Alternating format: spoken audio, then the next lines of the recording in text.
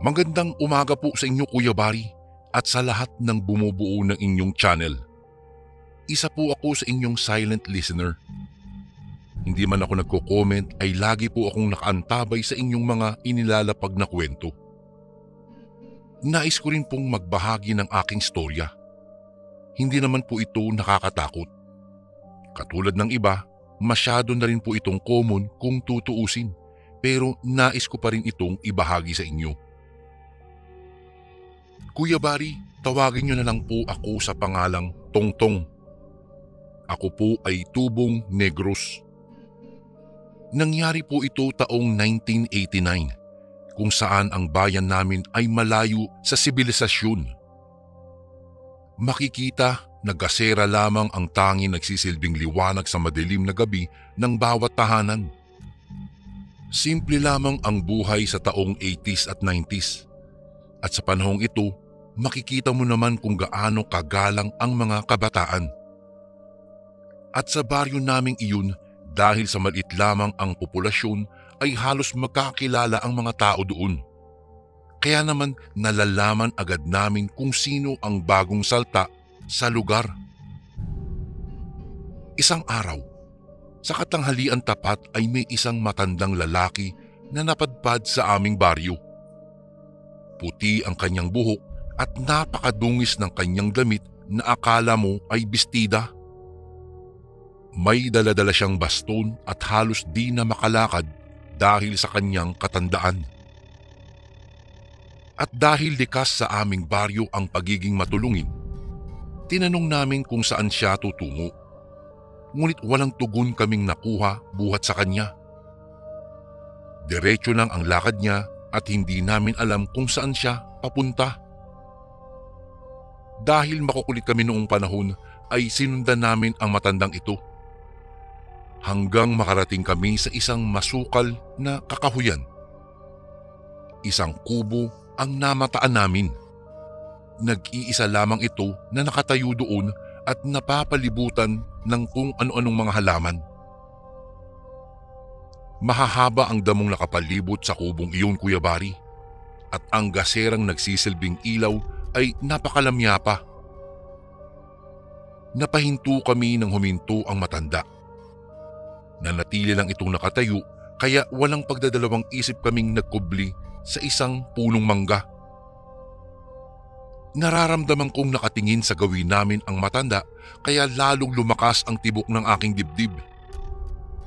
Halos pikit mata akong nananalangin na sana ay hindi niya kami makita. Ilang minuto rin ang aming paghalukip-kip sa mga puno nang magpasya akong silipin kung naroon pa ba ang matanda. Kuya Bari, halos humiwalay ang aking kaluluwa sa aking katawan. Nang pagsilip ko ay nagtama ang mga paningin naming dalawa. Walang reaksyon ang mga mata niyang sinalubong ang mga mata ko. Napasigaw ako at kumaripas ng takbo. Nakasunod naman sa akin ang mga kaibigan ko. Habang tumatakbo, nilingon ko ang matanda. Nakatayo lang siya habang hinahatid kami ng tingin palayo. Simula nung araw na iyon ay tinawag na naming ermitanyo ang matanda dahil sa anyo at itsura nito. Hindi rin nakikihalubilo si ermitanyo. Madalas lang siyang nasa kanyang kubo doon sa liblib na gubat. Isang araw, galing kami sa fiesta sa kabilang barangay. Masaya kaming nagtatawanan ng makasalubong namin si ermitanyo. Napatahimik kami ng mga pinsan ko at patagilid na kami kung maglakad maiwasan lamang ang matanda. Maya-maya'y napatingin siya sa isang pinsan ko. Hindi naman masamang tingin, ngunit mga tingin na walang kahit anumang emosyon kang makikita. Nang makalagpas na kami ay mabilis pa sa 4:00 kumaripas kami ng takbo. Ni hindi kami nag-atubiling lumingon pa dahil sa takot. Sa araw ding iyon, madami pa ang nangyari, Kuya Bari. Nagsusuka ang aking isang pinsan na hindi namin malaman kung ano ang dahilan. Pinatawag namin ang isa sa mga kilalang albularyo sa aming lugar na si Mang Kokoy upang patignan ang aking pinsan. Ngunit dahil wala ang albularyo, ay taga-ibang barangay na lamang ang albularyong aming ipinatawag. Nang masuri niya ang aking pinsan, ay inaswang umano ito. Isang matandang dayo umano ang nang-aswang sa kanya. Dahil sa sinabi ng albularyo ay namuo sa aming mga utak na ang ermitanyo ang may kagagawan ng lahat. Dahil buhat ng dumating dito sa aming bayan ay sunod-sunod na ang mga kababalaghan na nangyayari sa aming baryo. Namuo ang plano na palayasin ang matanda. Di kaya'y sunugin ang kanyang tahanan. Nagtipon-tipon ang lahat ng aking mga taga-nayon upang planuhing mabuti ang isasagawang paglusob sa bahay ng ermitanyong pinaniniwalaan naming isang aswang. Habang abala kami sa pagplano ay biglang nakarinig kami ng sigaw. Sigaw sa bahay ng aming tiya na itago na lamang natin sa pangalang Tita Hulinda. Dali-dali kaming pumaroon upang malaman kung ano ang nangyari. At pagdating namin sa bahay nila ay halos siklaban kami ng takot dahil umano ang pinsang kong si Loloy ay nagsusuka ng kulay berde at nag-iiba ang anyo ng kanyang mukha. Di nagtagal, iginapos nila si Loloy. Nagtataka ako na pareho lang naman ang aming kinain, ngunit bakit wala naman nangyari sa akin at sa iba ko pang pinsan na kasama namin. Tanging si Loloy lang ang nagsusuka at inaswang. Agad na kaming nagpasyang magtungo sa gubat upang sunugin ang bahay ni ermitanyo. Dala-dala ang mga sulu o ilaw na nakadikit sa kahoy ay binaybay namin ang masukal na gubat patungo sa bahay ng matandang ermitanyo. Habang binabaybay namin ang daan ay nakarinig kami ng mga tunog ng tiktik. Malayo ito na ang ibig sabihin ay malapit lamang ang tiktik sa amin. Habang papalapit kami ng papalapit sa bahay ng matanda ay siya namang palakas ng palakas ang tunog ng tiktik. May pagkakataong malayo ang kanyang tunog at may pagkakataong malapit din. Ngunit hindi kami nagpatinag. Nagpatuloy kami sa aming paglalakad nang muli kaming makarinig ng pagaspas naman ng pakpak. Tila ba malaking ibon nito sa lakas ng hangin sa tuwing ipinapagaspas niya ang kanyang malalaking pakpak. Bago ko po ipagpatuloy ang kwentong ito ay may request sana ako sa iyo kasundo. Isang pindot lang ito kasundo sa subscribe button namin. Malaking tulong po ito sa amin kasundo upang mapagpatuloy pa namin ang mas marami pang magagandang kwento. Salamat sa pag-subscribe mo, bagong kasundo. Napahinto kami bahagya at nakiramdam. Kapag huminto kami, ay humihinto din ang pagpagaspas ng kung anumang nasa himpapawid. At kung maglalakad kami ay muli itong papagaspas. Itinaas na ng iba naming taga-nayon ang kanilang mga dalang sulu. Ang aming pakiramdam ay tila galit na ang sinumang nilalang na nasa itaas. Muli kaming naglakad hanggang marating namin ang bahay ng ermitanyo. Madilim ang paligid. Walang senyales na may tao sa loob. Tanging pag-ihip lamang ng hangin ang namamayani ng mga sandaling iyon, Kuya Bari. Habang nagmamatsyag kami sa kalagitnaan ng katahimikan ng paligid, biglang may isang tunog na akala mo ay baboy ramo. Nang makita namin ang isang nilalang sa aming likod, ay agad kaming nag-umpukan na hindi namin namalayang nakapasok na kami sa malawak na bakuran ni ermitanyo. Kuya Bari, buong buhay ko, doon lamang ako nakakita ng isang nilalang na kamukha ng tao at aso. Ni sa panaginip ko po ay hindi ko inaakalang makikita ko ito. Ako po at ang aking mga kanayon ang buhay na patunay na sila'y nag-e-exist pa sa mundong ito. Halos siklaban kami ng hilakbot sa nilalang na nasa harapan na namin. Naglalaway na tila ba handa itong manlapa anumang oras. Naisip ko din na isang kapangasan ang pasukin namin ang bakuran ng may bakuran kung kaya nahulog kami sa kanyang patibong.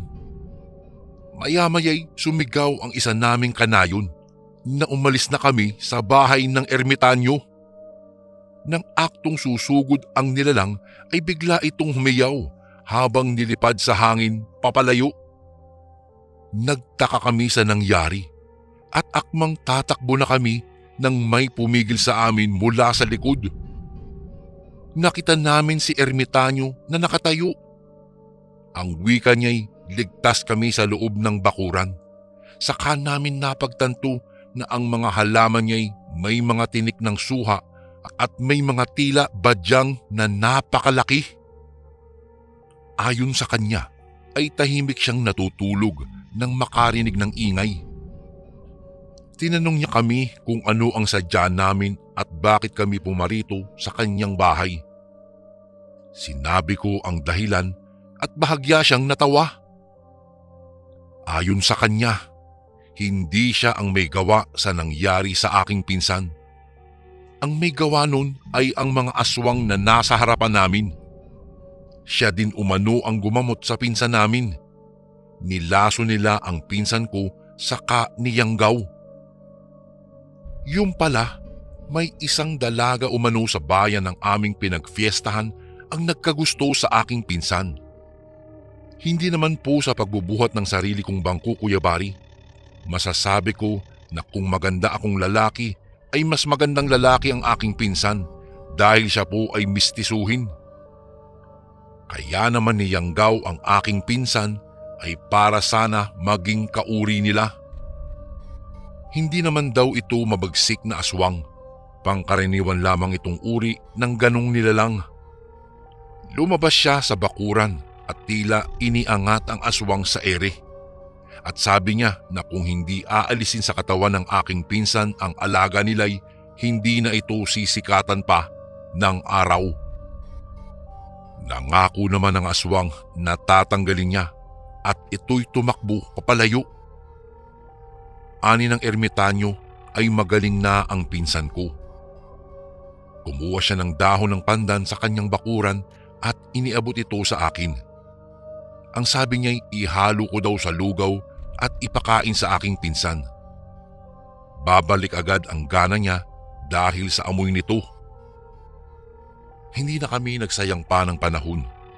Nagsiuwian kami kaagad. Nilingon ko pa ang matandang ermitanyo.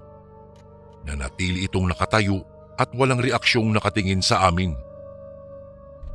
Muli kong itinuon ang tingin sa aking nilalakaran at nilingon muli ang matanda. Nakita ko itong papasok na sa kanyang kubo. Pagdating namin ay totoo ngang maayos na ang aking pinsan. Pinakain namin siya ng lugaw na may halong pandan at tama nga ang ermitanyo. Bumalik na ang gana sa kanyang pagkain dahil sa amoy nitong napakabango. Kinabukasan, dumating na si Mang Kukoy mula sa kabilang baryo. Isang buwan pala siyang wala dito sa aming bayan kaya ikinuwento ko ang nangyari pati ang ermitanyo. Niyaya ko pa siyang samahan ako sa gubat kung saan nakatira ang matanda. Ngunit pagdating namin sa gubat ay walang bakas ng kubo kaming nakita. Tinapik ako ni Mang Kukoy. Anya, ang ermitanyo ay isang gabay na kapag may bayang nanganganib dahil sa aswang ay bigla daw sumusulpot ito. At kapag ligtas na ang lugar ay biglang nawawala rin daw ito. Marahil ay nasa ibang lugar na naman umano ang ermitanyo para magligtas ng buhay. Isang pangyayaring hindi ko po malilimutan. Kung titignan mo ang ermitanyo ay totoong-totoo ito. Hindi ko rin maintindihan kung papaano nangyari ang lahat na aking nasaksihan. Sa kabila noon ay nagpapasalamat pa rin ako sa ermitanyo. Isang aral po ang aking natutunan at ng mga kabaryo namin na wag kaagad manghusga sa mga taong hindi mo pa gaano kakilala ang buong pagkatao. Magmula po noon, hindi na namin namataan pa si Ermitanyo. Hindi na rin kami ginagambala pa ng mga nilalang na minsang muntik ng kumitil sa buhay ng aking pinsan. Kami po ay nagpapasalamat dahil dumating sa aming buhay ang minsan naming pinaghinalaan na isang aswang.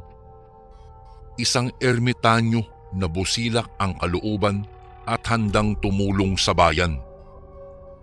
Hindi lahat ng bago sa ating paningin ay kailangan nating husgahan. Sana po ay kapulutan ito ng aral na igalang natin ang lahat ng nasa ating paligid at hindi lahat ng mukhang masama ay masama at hindi lahat ng mukhang mabuti ay mabuti. Kaysa doon sa nagkukunwaring manggagamot na siya palang may balak na masama. Kuya Barry, dito ko na po tatapusin ang aking kwento. Salamat po kung sakaling mabasa niyo po ito sa inyong channel. Lubos na gumagalang, Tongtong.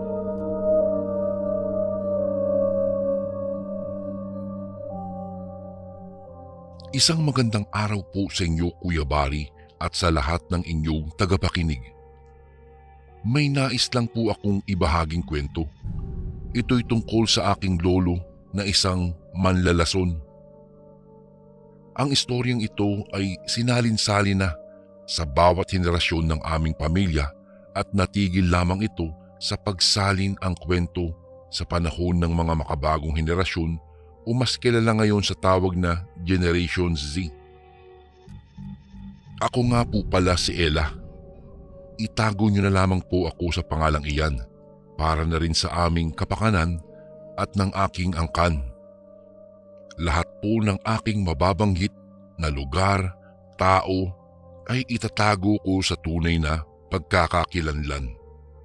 Ayaw na rin naman na malaman pa ng mga makabagong henerasyon na bata sa pamilya.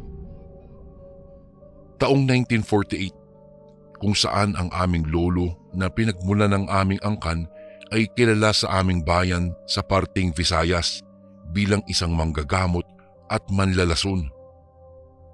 Kuya Barry, ang usaping manlalason at aswang ay isang malalim na usapan at kailangan nito ang matinding pagsisiyasat. Kaya naman sisikapin ko itong mailahad at maunawaan ng iyong tagapakinig. 25 noon ang aking lolo nang tinanggap niya ang tungkulin na iniata sa kanya ng kalikasan, ang maging isang manggagamot. Dumaan sa hirap si lolo bago niya ito kusang loob na tinanggap. At sa pagtanggap niyang iyon ay ang simula ng marami niyang pagsubok sa kanyang buhay. Buwan ng Disyembre noon, nagtungo ang aking lolo sa isang probinsya upang gamutin ang isang dalaga na napapabalitang nililigawan umano ng isang aswang. Nasa biyahe pa lamang ang aking lolo patungo sa lugar na iyon ay ramdam na niya ang mabigat na presensya. Alam niyang hindi normal ang aswang na kanyang makakasagupa. Pagdating niya sa bahay ng dalagita ay nakikita niya itong nakatulala lang. Sa wari niya ay niyanggaw ang dalaga at malapit lang dito ang aswang na nanliligaw sa kanya. Nang gamutin ni lolo ang dalaga ay napag-alaman niyang niyanggaw nga ito at nasa loob lamang ng katawan nito ang alaga ng aswang na nagyanggaw sa kanya. At tama siya na aswang na ito ay hindi basta mahinang aswang, kung hindi isang gabunan. Alam ng lolo ko na mapapalaban siya at alam niya kung ano ang kakayahan ng isang aswang na gabunan. Ayon sa aking lolo, ito ang unang masasaksihan niya o makakasagupa niya. Kaya nagbalak siyang gumawa ng isang matinding lason na siyang makakatalo sa nasabing gabunan. Wala siyang pinagkakatiwalaan sa mga oras na iyon dahil ang gabunan, maliban sa pagiging tuso, ay may katangian itong kayang gayahin ang kung sino man sa kanyang paligid. Hindi ito katulad sa mga karaniwang aswang na maghihintay pa ng gabi para makapangbiktima. Ang mga aswang ay nakakatakot, pero ang maitim ang balat at maputi ang buhok na gabunan ay ang pinakamatanda, pinakamalakas at mas pinakatuso sa lahat ng aswang.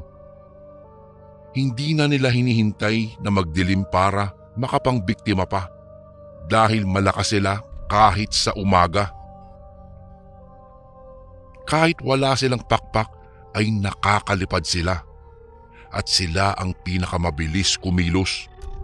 Ni hindi mo sila makikitang paparating kapag sinugod ka nito.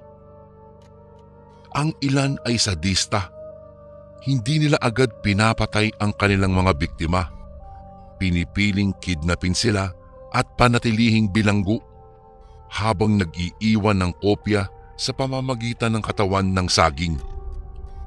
Ang kopya ng kanilang biktima ay magkakasakit at mamamatay, at iyon na ang oras para atakihin at patayin nito ang kanyang tunay na biktima.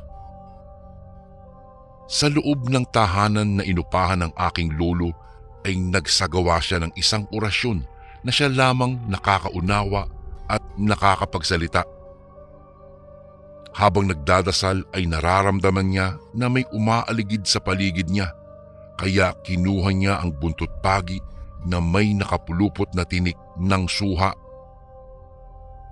Nakahanda na umano ang lolo ko sa pagsugod ng aswang at alam niyang ito ay ang gabunan. Hindi nagpatinag ang aking lolo at nagpatuloy sa pag-uurasyon sa kanyang ginagawang lason. Ang lason ay gawa sa banal na tubig at hinaluan niya ito ng katas ng pagi at dinurog umano na bawang. Ang ibang sangkap ng lason ay hindi na nito ikinuwento at kung papaano ito ginawa. At siya'y taimtim na nananalangin habang nagmamatsyag sa paligid.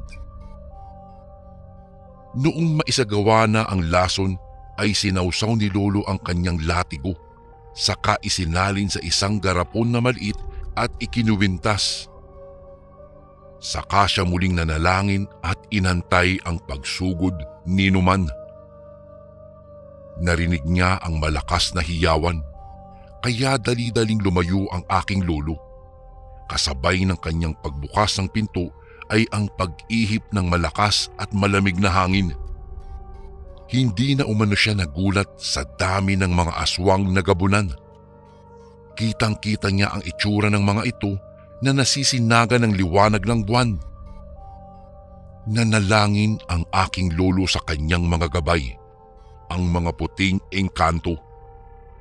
Ang mga engkantong ito ay mabubuti at higit na mas makapangyarihan sa lahat. Maliban sa mga engkanto ng ating ninuno, ang aking lolo ay may kaibigang engkanto mula sa lumang Griego. Pinangalanan umano ni lolo ito ng Kwarisma sapagkat hindi ito nagpapakilala. Si Kwarisma ay ang engkanto na may kapangyarihang kayang maghasik ng liwanag na siyang nakakasilaw sa lahat. Nakilala niya ito noong siya'y 8 taon pa lamang. At ito rin ang nagsabing siya'y magiging tagapangalaga ng bertud ng isang manlalason na manggagamot. Maya-maya'y umalulong ang mga gabunan. Lumaganap sa buong nayon ang nakakahilakbot nilang mga boses na tila mga mababangis na aso. Napapikit ang aking lolo. Natatakot man ay handa niyang harapin ang lahat ng panganib. Bago ko po ipagpatuloy ang kwentong ito ay may request sana ako sa iyo kasundo. Isang pindot lang ito kasundo sa subscribe button namin. Malaking tulong po ito sa amin kasundo upang mapagpatuloy pa namin ang mas marami pang magagandang kwento. Salamat sa pag-subscribe mo, bagong kasundo. At alam niyang hindi siya nag-iisa. Kasama niya ang kanyang mga abyan o salagurun na ang ibig sabihin ay ang mga inaalagaan niyang mga elemento ng kalikasan. Matapang umano na sinugod ni Lolo ang mga gabunan. Alam niya ito ang pinakamalakas na uri ng aswang, ngunit may tiwala siya na higit na mas makapangyarihan sa lahat na nasa itaas na siyang lumalang ng lahat. Habang pasugod si Lolo ay naramdaman niya ang kanyang mga salaguron. Umilaw ang kanyang kwintas at latigo na ang ibig sabihin umano ay nasa paligid na ang mga ito. Mas naging mabalasik pa ang mga gabunan at mabilis ang kanilang mga pagkilos na kung normal kang tao ay mamamaalam ka kaagad sa mundo. Ngunit ang mga mata ni Lolo ay kasing linaw ng mata ng lawin na ipinagkaloob ng kanyang salaguron na pinangalanan niyang Hamar. Si Hamar ay isang engkanto sa anyong ibon na may kawangis ng lawin. Nang makita ang pwesto ng mga gabunan ay isa-isa niya itong pinaghahataw ng kanyang latigong may lason. Napahiyaw ang gabunan at tila nag-uusok pa ito. Halos pumulupot sa buong katawan ng mga gabunan ang latigong gawa sa buntot pagi at suha. Nagmamarka sa katawan nila ang bawat hampas ng latigo. Nag-iiwan ito ng isang sugat na tila may apoy pa. Humiyaw ang gabunan sa boses ng isang lobo. Tumutulo pa ang mga laway nito sa tindi ng hapdi ng latigong may lason.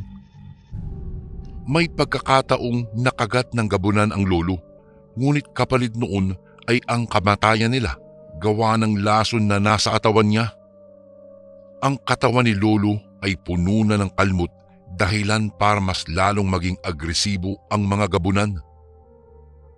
Sinubukan nilang kagatin si Lolo, ngunit sa bawat kagat nila'y matinding pagkasunog ng kanilang mga labi at iyon ay gawa ng lason na ipinahid at ininom ni Lolo. Naisip niya ito para kung sakaling mamatay man siya at kainin ng aswang ay mamamatay din ang mga ito. Dahil malalason sila ng lason na may basbas pa ng mga engkantong puti at ni Kwarisma, ang engkantong nagmula pa sa lumang Grego. Alam mo na po Kuya Bari, matindi ang naging laban ng aking lolo noong gabing iyon. Buhay niya'y kanyang ipinain, mailigtas lamang ang nakararami. Hindi po naging madali ang kanyang laban noon at hindi ko alam kung ito'y mapapaniwalaan na totoo, lalo na sa panahon ngayon na lahat ng mitolohiya ay makikita mo na sa internet. Ngunit para sa aming mga anak na may karanasan na sa mga aswang, naniniwala kaming sila'y nakakasalamuhan natin bilang ating mga kawangis. Noong gabing iyon Kuya Bari, sa pagitan ng isang manlalason at gabunan ay dumanak ang dugo. Siya laban sa kanila at sila laban sa kanya. Akala ng aking lolo na magiging katapusan na ng kanyang buhay, lalo na noong lumabas umano ang pinakapinuno. Ito pala ang nanliligaw at nangyanggaw sa dalagang kanyang ginagamot na papangalanan nating Esmi. Ang gabing iyong Kuya Bari ay mistulang palabas sa TV kung iyong pakikinggan. Pero para sa aking lolo ay tunay itong naganap at totoong laban ito sa pagitan niya ng kanyang buhay at ng mga gabunan.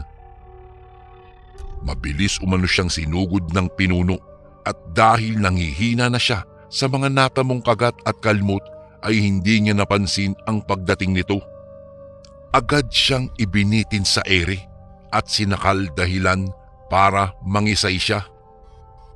Nabitiwan niya ang latigo at nagbitaw ang gabunan ng salitang Hoclets humano mandukare, isang Latin na ang ibig sabihin ay kainin natin ang taong ito. Naghiyawan ang mga natirang gabunan. Di na sila umabot hanggang 20 dahil nalason ang kanilang mga kasamahan. Bago pa man siya lapain ng aswang na gabunan ay biglang umilaw ang pinuno at nabitawan siya. Hawak ng aswang ang kanyang liig na tila ba sinasakal. Hindi niya alam kung ano ang nangyari at biglang halos sumabog ang mga gabunan at nagwala silang lahat. Napaluhod ang aking lolo saka dahan-dahan umano siyang tila nawala ng malay at bumagsak sa lupa. Paggising niya kinabukasan, ngiti ni Esme at ng mga kanayo nito ang kanyang unang nasilayan. Nagpapasalamat siya sa kabayanihan ng aking lolo at ng kanyang kaibigan umano. Kaya nagtaka si lolo dahil mag-isa lang naman siyang pumarito sa baryo.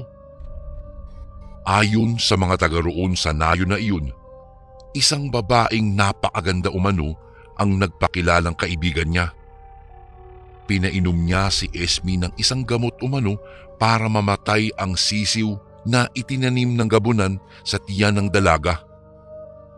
Pagkawikay, inabot ni Esme ang garapon at nanlaki ang mga mata ni lolo nang makita na ito ay lagayan ng kanyang ginawang lason. Ani pa nila, ligtas ang gamot na iyon, ani ng dalaga. Dahil ang lason ay ginawa ni lolo para sa aswang lamang at hindi para sa tao. Napatingin si lolo sa di kalayuan at natanaw niya ang kanyang mga salaguron na nakangiti. Si Esme po ay ang nagluwal sa aming angkan. Oo, Kuya Bari, siya po ay napangasawa ng aking lolo at kaming lahat ang mga bunga. Dito ko na po tatapusin ang aking kwento, Kuya Bari, tungkol sa aking lolo na isang manggagamot na manlalason na lumaban sa mga gabunan. Maraming salamat po, Kuya Bari, kung sakaling mapansin mo po ang aking liham. Alam kong mahirap itong paniwalaan sa panahon ngayon, pero para sa aking angkan na nakaranas ay maituturing itong isang buhay na panaginip at hindi mo na nanaising maranasan pa. Salamat po muli, Kuya Bari. Lubos na gumagalang, Ella.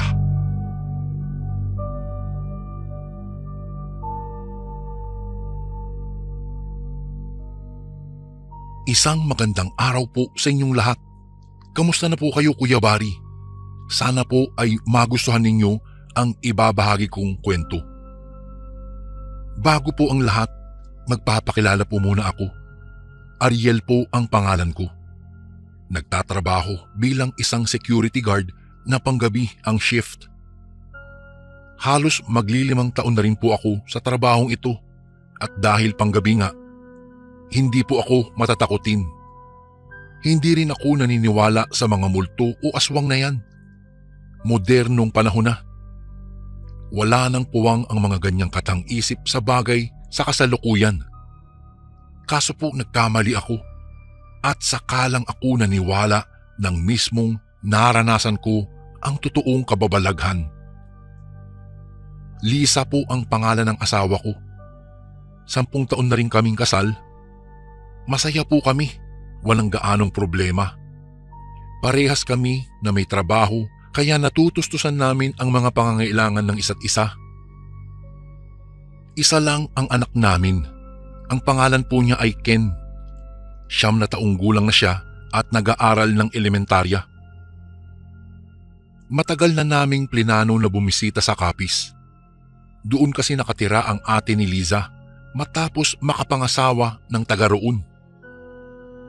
Halos 10 taon na silang hindi nakikita. Kaya naman balak niya sanang dalawin para makapagkamustahan naman sila ulit. Kaya naman nang minsang magkaroon ako ng mahabang day off ay inaya ko siyang pumunta sa lugar ng ate Lina niya. Matagal at mahaba ang biyahe sa sinakyan naming barko. Halos kalahating araw din kaya pagdaong sa isla ay pagod na pagod kami. Si Ken lang yata ang may lakas pa sa amin dahil tulog lang siya buong biyahe. Naghanap na lang muna kami ng matutuluyan at napagkasunduan na kinabukasan na lang hanapin ang bahay ng ate niya. Sikat sa mga seafood ang Kapis, kaya naman isda ang inorder namin sa restaurant na kinainan namin. Pagkatapos nun ay maaga kaming natulog sa isang hotel. Kinabukasan, sumakay ulit kami ng bus para puntahan ang address ng ate niya. Bumaba kami sa gilid ng isang simbahan at saka doon nagtanong-tanong sa mga taga roon. Mag-tricycle daw kami at sabihin ang lugar na pupuntahan. Matapos naman ang 10 minutong biyahe ay ibinaba kami ng tricycle driver sa isang lugar na tinatawag nilang Banwaan. Naglakad na kami papasok. Wala man lang kasing padyak o kahit habal-habal na pwedeng masakyan papasok sa loob. Puno ng naglalakihang puno ang magkabilang gilid ng kalsada. Makapal din ang damo. Sobrang konti ng kabahayan na nadadaanan namin.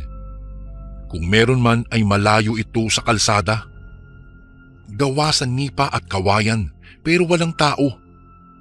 Tahimik ang lugar, nakakabinging katahimikan.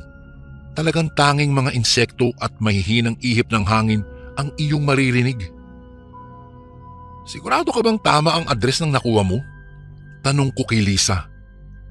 Oo naman, hindi ako magkakamali. Banwaan daw. Sino ba kasi nagbigay niyan sa'yo? Muli kong tanong sa kanya. Si Kuya Mike, pinsan namin to. Ito raw ang binigay ni Ate Lynn ang address sa kanya. Pero binalaan daw siya na huwag pumunta rito. Ha? Bakit daw? Ewan ko ba, walang sinabi. Nagpatuloy kami sa aming paglalakad. Halos 30 minuto na pero mas marami pa kaming nakakasalubong na aso kaysa tao. Nagpakarga si Ken dahil pagod na raw siya. Bigla kaming nagulat nang biglang may lumabas na matanda mula sa kumpol ng mga puno. Napasigaw si Lisa sa pagkabigla. Mga dayo kayo dito ano? Sabi ng matanda. Opo. May hinahanap po kasi kaming bahay. Bahay? Bahay nino ba? Wika ng matanda. Bahay po ni Lina. Kapatid po niya ako. Sabi sa address na nakuha ko, dito daw po sa Banwaan siya nakatira. Pautal-utal na sagot ni Lisa. Natahimik ang matanda. Pinagmasdan niya lang kami para bang sinusukat at tinatantya. Pumalig na kayo. Hindi ligtas ang lugar na ito sa mga tulad ninyong dayo. At sigurado akong kahit ang kapatid mong si Lina ay hindi ko gustuhin nandito kayo. Hindi na hinintay pa ng matanda na makasagot kami. Umalis na kaagad ito at naglaho sa kakahuyan. Nagkatinginan kami ni Lisa. Sino yun? Sabi ko. Oo nga hindi ko rin alam. Bakit kaya niya tayo pinapauwi? Ay naku, malamang pinagtitripan lang tayo nun. Ay kasi alam mo kung bakit, dayo kasi tayo dito. Kaya sa tingin niya, matatakot tayo. Pero mukhang delikado nga ang lugar na ito. Wika naman ni Lisa. Pero ano kaya kung sundin na lang natin ang matanda? Baka nga delikado ang lugar na to. Wala pa namang katao-tao. Kung anong mangyari sa atin dito, walang makakaalam kahit sino. Nag-isip saglit si Lisa. Pero teka lang muna, maglakad-lakad pa tayo. Pag wala talaga saka tayo umuwi.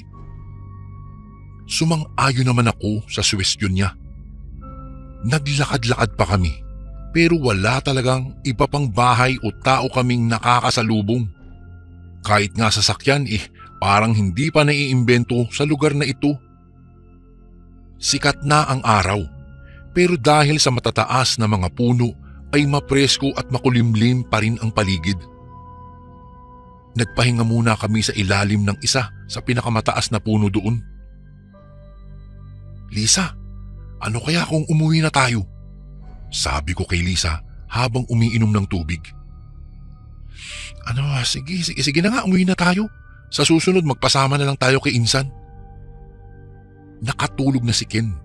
Karga ko pa rin siya. Patayo na sana kami nang bigla naming narinig ang mga kaluskos mula sa itaas. Bago ko po ipagpatuloy ang kwentong ito ay may request sana ako sa iyo kasundo. Isang pindot lang ito kasundo sa subscribe button namin. Malaking tulong po ito sa amin kasundo upang mapagpatuloy pa namin ang mas marami pang magagandang kwento. Salamat sa pag-subscribe mo, bagong kasundo. Sabay kaming napatingala ni Lisa. May nakasabit sa puno na isang lalaki. Mabalahibo ang kayumangging katawan at ang mga mata ay parabang umaapoy sa pagkapula. Bigla itong tumalon sa direksyon namin. Nagtago sa likod ko si Lisa habang ako naman ang humarap sa lalaki. Sino ka? Sabi ko. Saka ko lamang nakita na walang suot na kahit anong damit ang lalaki. Mahahaba ang kuko sa kamay. Mga dayo kayo no. Malas nyo na lang at ako ang unang nakasalubong sa inyo. Matapos ay tumawa ang lalaki ng napakalakas. Tawa ng isang hindi normal na tao. Bigla itong sumugod sa bilis na hindi mahabol ng mga mata ko. Naisip ko sa pagkakataong iyon na iyon na ang katapusan ko. Na sa pagkakataong iyon doon na ako mamamatay at magiging lamang tiyan ng isang aswang kasama ang anak at asawa ko. Pero bigla naming narinig ang malakas na tili mula sa kung saan. Nakita ko na lamang na may isang babae na sumusugod sa lalaking aswang. Tumalsik bigla ang lalaki sa kabilang kalsada pero nakatayo rin naman ito kaagad.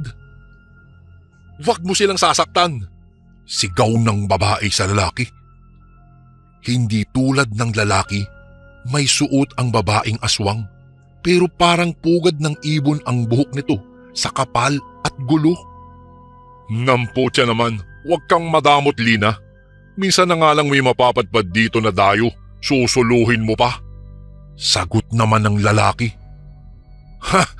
Kapatid ko ang babaeng papatayin mo. Naggulat kaming pareho ni Lisa sa aming narinig. Agad na tumakbo si Lisa para yakapin ang babaeng aswang na nasa harap namin. Tumingin ako sa direksyon ng lalaking aswang. Suminghal muna ito sa amin bago magsalita. Ha! Malas ka talaga sa lugar na ito, Lina. Wika ng lalaking aswang sabay tumalon papalayo. Ate? Doon na silang nagsimulang mag-iyakan. Matagal silang nagyakapan. Hanggang sa naalala ni Lisa na nasa likod lang kami. Ipinakilala niya ako at si Ken. Hindi ko maiwasang matakot. Kahit pa kapatid niya si Lisa ay aswang pa rin siya. Kumakain ng tao at mabangis. Hindi kayo dapat napadpad sa lugar na ito. Delikado ang maglakad-lakad dito kahit pa umaga. Lisa, halos lahat ng nakatira dito ay aswang. Tara, sasamahan ko kayo para makalabas na kayo. Sinamahan nga kami ng ate ni Lisa na lumabas sa banwaan. Habang naglalakad ay ikinuwento niya kung papaano siya napadpad sa lugar na ito. Ang sabi niya, nakapangasawa raw siya ng isang lalaking taga rito sa banwaan. Saka lang daw niya nalaman na ang mga nakatira sa lugar na ito ay pawang mga aswang na nagtatago sa mga tao. Ngunit sa kasamaang palad, dinapuan ng malubhang sakit ang lalaking asawa ni Ate Lina. Namatay ito nang hindi man lang nadala sa ospital. Ngunit bago ito namatay, ay ipinamana raw nito ang itim na sisiw sa kanya para daw protektahan siya sa ibang taga rito sa banwaan. Kapag hindi siya naging aswang, siguradong kakainin lang siya ng mga taga rito. Simula nga noon ay naging aswang na din siya. Pagdating namin sa labasan, nagpaalam na sila sa isa't isa. Ate, hindi ka ba talaga sasama sa amin? Pwede ka namin ipagamot para gumaling ka, para mawala na yung pagiging aswang mo. Alam mo Lisa, Hindi naman sakit ang pagiging aswang eh. Hindi na ako gagaling. Hindi na ako gagaling pa talaga. At kung sumama man ako sa inyo, siguradong hindi rin man ako matatanggap ng mga tao sa labas ng bayan na ito. Lisa, tanggap ko na ang buhay ko rito. Dito na ako hanggang sa mamatay ako. Okay lang, masaya na nga ako dahil kahit papaano, pagkatapos ng napakahabang panahon, nagkita pa rin tayo, Lisa. Basta, ipangako mo, alagaan mo ang iyong sarili at lagi kayong mag-iingat ha. At ikaw naman, Ariel, mahalin mo ang kapatid ko ha, at saka itong pamangkin ko. Ikaw na ang bahala sa kanila. Opo, Ate Lina.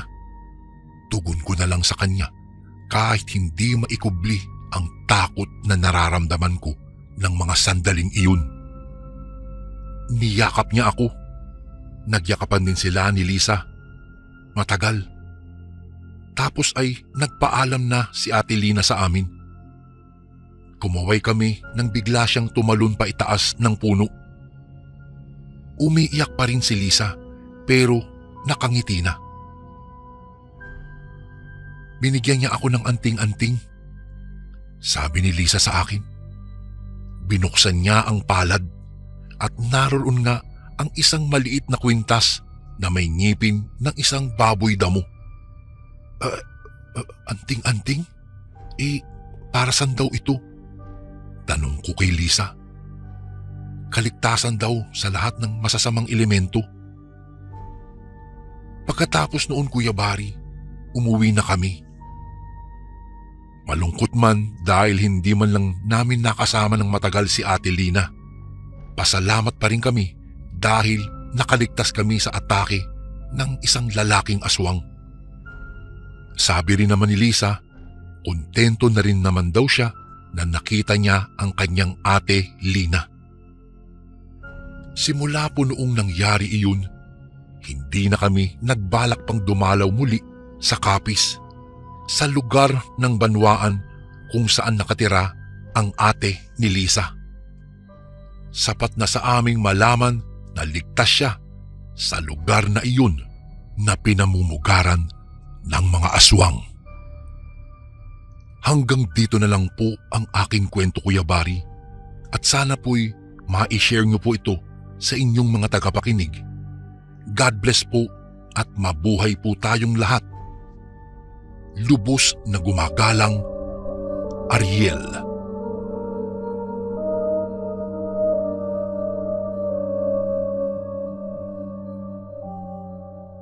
Magandang araw po sa inyo, Kuya Bari.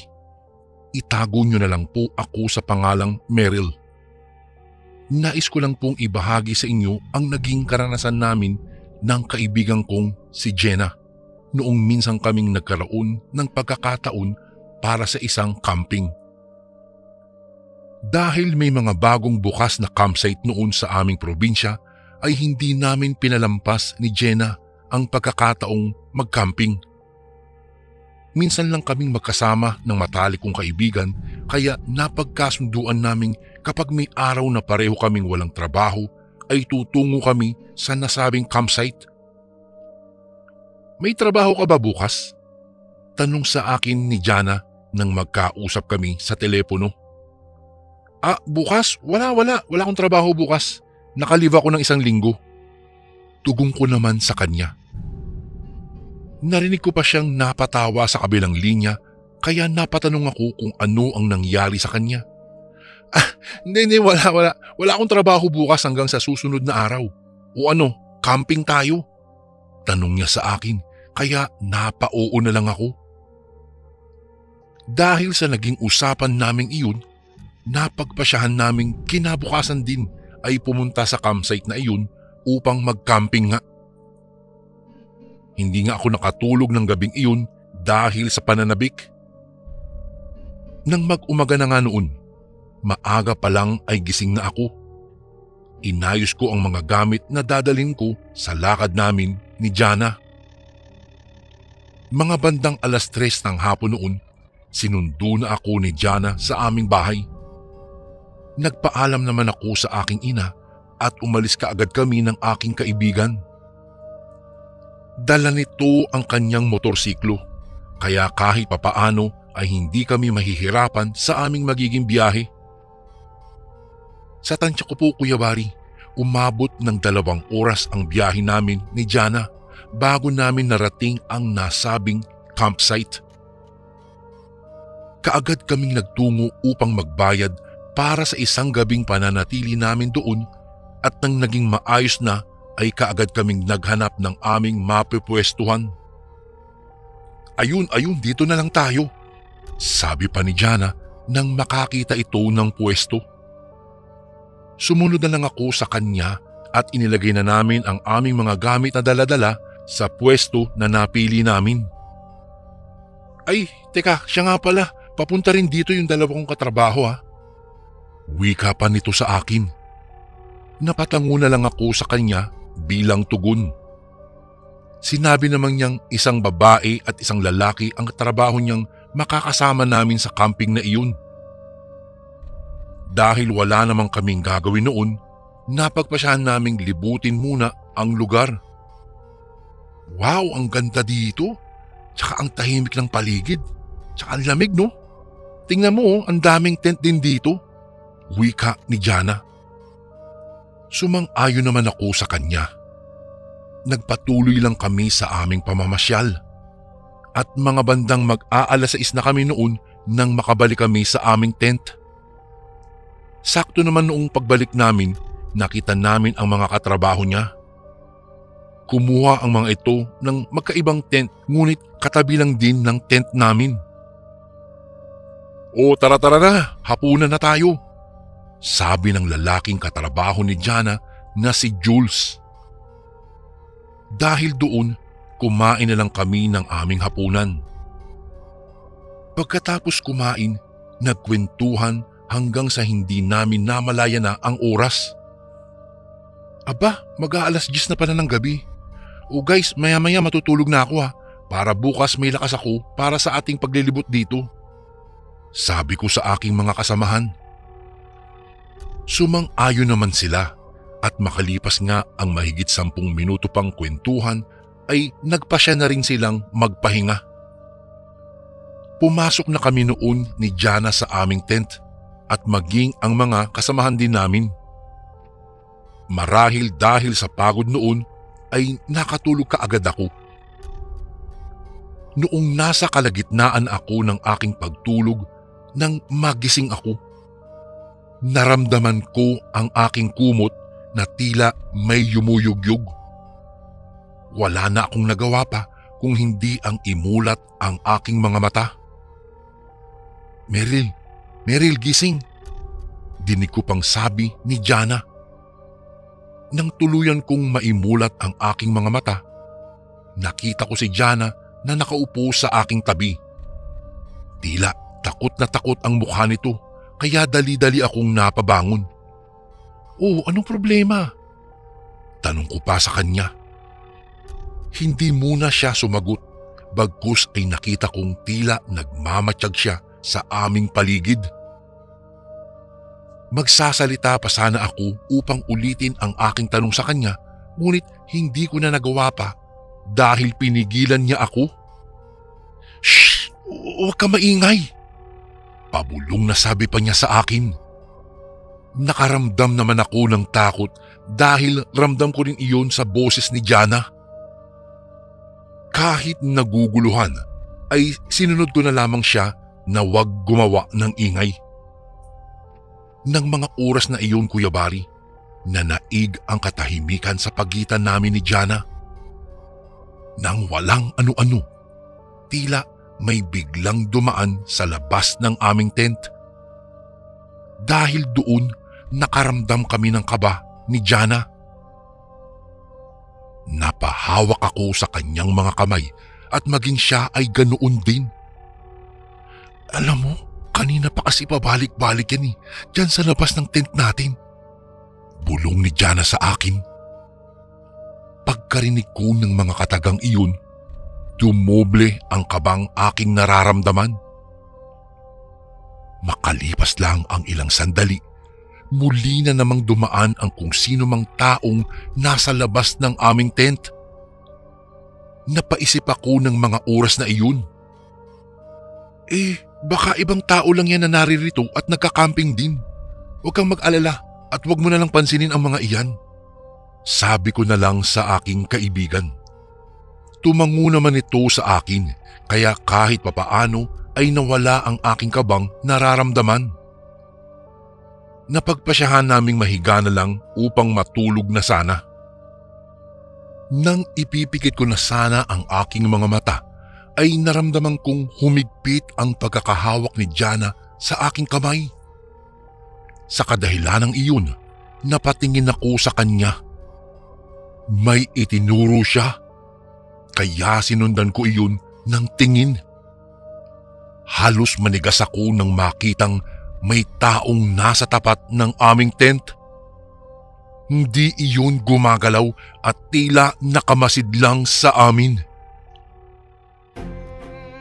Bago ko po ipagpatuloy ang kwentong ito ay may request sana ako sa iyo kasundo. Isang pindot lang ito kasundo sa subscribe button namin. Malaking tulong po ito sa amin kasundo upang mapagpatuloy pa namin ang mas marami pang magagandang kwento. Salamat sa pag-subscribe mo, bagong kasundo. Huwag kang maingay. Bulong ko kay Jana. Sinabihan ko rin siyang ipikit ang kanyang mga mata at sinunod naman niya iyon. Saktong pagkapikit ng mga mata ni Jana ay gumalaw ang taong nasa labas ng aming tent. Aninag na aninag ko na isa itong lalaki. Nalaki ang aking mga mata noong makitang tila nagbabago ang anyo ng lalaki. Makalipas lang ang ilang sandali, kitang-kita ko na ang kanyang anino na tila nagkaroon siya ng mahahabang kuko. Ano yun? Bakit tila umahaba ang kuko ng lalaking iyon? Iyon ang nasa isip ko ng mga oras na iyon. Kung kaya't hindi ko inalis ang aking paningin sa anino ng taong nasa labas ng aming tent. Walang ano-ano. Bigla na lang itong nawala. Ano kaya yun? Saan na kaya nagpunta ang taong yun? Tanong ko sa aking sarili. Dahil sa kuryosidad na aking nararamdaman ng mga oras na iyon, Kuya Bari, na isipang kong lumabas ng aming tent. Meryl, saan ka pupunta? Bumalik ka rito. Sabi ni Jana, ngunit hindi ko siya pinansin. Noong nasa labas na ako, nagpalinga-linga ako sa paligid. Napalapit din ako sa tent ng dalawang kasama namin ni Jana at nakita kong himbing na himbing naman ito sa kanilang mga pagtulog. Maya-maya'y nakaramdam ako na may tao sa aking likuran. Kaya noong una ay hindi ko ito pinansin. Naisip kong baka si Jana lang yun. Nasa ganoong sitwasyon ako nang makarinig ako ng pag-angil sa likuran ko. Dahan-dahan akong napalingon at nakaramdam na ako ng takot nang mapagtantong hindi iyon si Jana, kung hindi isang itim at mabalahibong nilalang. Matalim itong nakatitig sa akin, kaya napaatras ako. Nakita ko namang nakasarado ang tent namin ni Jana, kaya mas nadagdagan ang aking takot. Nagpalinga-linga ako sa paligid upang maghanap ng maaaring pagtaguan, ngunit wala akong makita, Kuya Bari. Napailing na lang ako at hindi alam ang aking gagawin. Sa hindi inaasahang pagkakataon noon ay nagising ang isa naming kasama. Lumabas ito sa kanyang tent at nang makita ako ay nagulat siya. "Oh, anong ginagawa mo dyan?" tanong ni Jules sa akin. Hindi ako nakapagsalita kaya sinundan niya ang aking tinitingnan. Walang ano-ano ay napasigaw ito. "Pasok, dali!" sigaw ni Jules, kaya pumasok ako sa tent. Sinarado kaagad namin iyon. Ngunit napasigaw kami nang biglang pinagpupunit ng nilalang ang tent kung nasaan kami. Dahil sa ginawa niyang iyon ay tuluyang napunit ang tent. Lumabas na kami ni Jules doon at saka nagtatakbo. Habang tumatakbo kami ay sumunod sa amin ang nilalang. Nang mapalingon kami rito, gulat na gulat kami dahil may nakita kaming nakasunod din sa kanya na kasamahan niya. Bali 2 silang humahabol na sa amin. Sigaw kami ng sigaw noon ni Jules habang humihingi ng tulong. Hanggang sa paglingon namin ay biglang nawala ang 2 nilalang. Inaakala naming wala na talaga ang mga ito, ngunit nagulat kami nang may nakasalubong kaming 5 malalaking aso. Natigilan kami at nag-isip kung ano ang aming gagawin. Tumakbo kami pabalik ni Jules at kami ay nagsisigaw at humingi ng tulong. Marahil ay nagising na ang mga taong naroon na kasama namin sa camping, kaya nagsilabasan ang mga ito sa kani-kanilang mga tent. Nagkagulo ang mga tao dahil sa aming mga sinisigaw na mayroong aswang. Tumakbo naman kami patungo sa aming mga kasamahan at laking pasalamat namin dahil ligtas ang mga ito. Nagkagulo ang mga tao. Ang iba ay may dala palang baril, kung kaya't inilabas nila iyon. Itinuro ng isang lalaki ang mga nilalang at kanilang tinutukan ito ng baril. Agad namang pinaputukan ng isang lalaki ang nilalang, ngunit hindi ito tinamaan. Marahil ay dahil sa takot ng lalaking may hawak ng baril, kaya hindi niya tinamaan iyon. Ang iba naman ay pumulot ng mga batong nasa paligid at pinagbabato ang mga nilalang. Dahil na rin sa sigawan at putok ng baril, tumakbo ang mga nilalang sa kakahuyan dahil sa takot na baka kuyugin sila ng mga tao at mapatay. Ngunit hinabol pa rin sila ng mga tao na nasa campsite at sinundan sila sa kakahuyan. Ilang putok pa ng baril ang aming narinig at kami talaga ay narindi at nataranta ng mga panahong iyon.